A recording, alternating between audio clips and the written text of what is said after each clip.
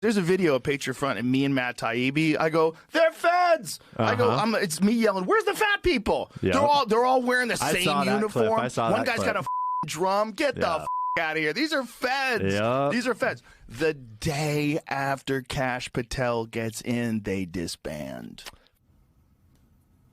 So that was Joe Rogan, of course, back in March, pushing the conspiracy theory that the white nationalist group Patriot Front was actually a fake FBI front.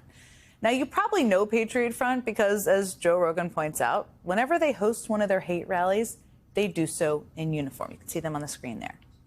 Ever since the group splintered off from the white nationalist group that planned the Unite the Right rally in Charlottesville, Virginia back in 2017, Patriot Front has traveled all around the country spewing racist and anti-Semitic hate.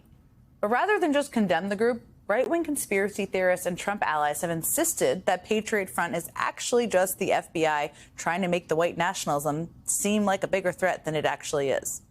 It's not just Joe Rogan pushing that idea. Elon Musk has pushed the theory, as have multiple members of Congress. The core of the theory goes like this. The reason this group wore your uniforms and masks was to hide the fact that they were secretly FBI agents, obviously. And that once Kash Patel was in charge of the FBI, he would simply fire the agents involved and the group would cease to exist. That's how it goes. Well, Mr. Patel was sworn into office back in February, and this was the local news in Kansas City this past weekend. Kansas City, Missouri residents are expressing alarm after a hate group marched in downtown Kansas City yesterday. We got footage of that group while they were at the Liberty Memorial before they began their march downtown. The group was in a uniform, wearing tan hats, white masks covering their faces, navy blue shirts, tan pants, and boots. Some were carrying shields. The flags they carried included upside-down American flags, the Confederate flag, and a flag that identifies the group as the Patriot Front. Seems very much like Patriot Front still exists. I wonder how FBI Director Kash Patel will explain that one. See, FBI Director Patel and his number two, Dan Bongino, have a problem. Both of them have spent years promoting conspiracy theories surrounding the FBI. But now they are actually in charge of the FBI. Now they are the dogs that caught the car.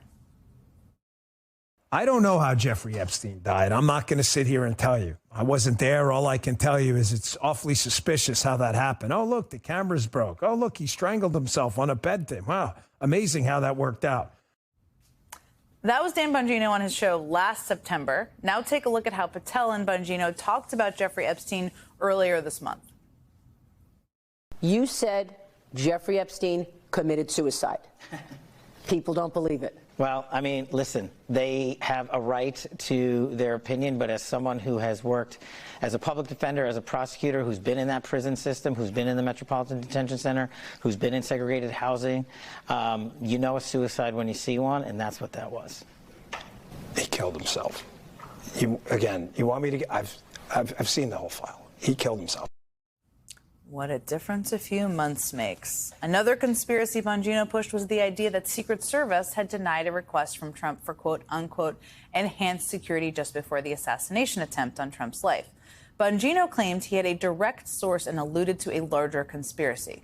But listen to him now, responding to a question about whether there really was any conspiracy surrounding that assassination attempt. Are we going to be surprised at what you learned? You know what, Maria?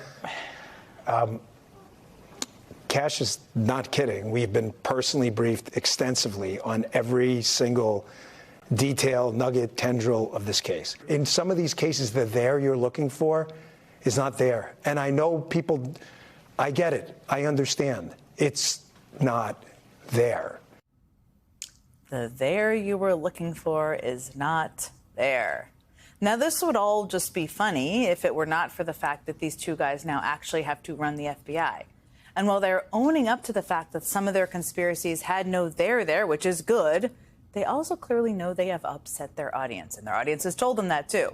So yesterday, Dan Bongino announced the reopening of 3 cases, which have been regular targets of conspiracy theorists. The leak of the Dobbs draft decision overturning Roe v. Wade, the pipe bombs found in D.C. on January 6th, and the cocaine found in the White House in July of 2023. Will there be any there? Probably not. But it might just keep their conspiracy theory-loving base happy enough, at least for now.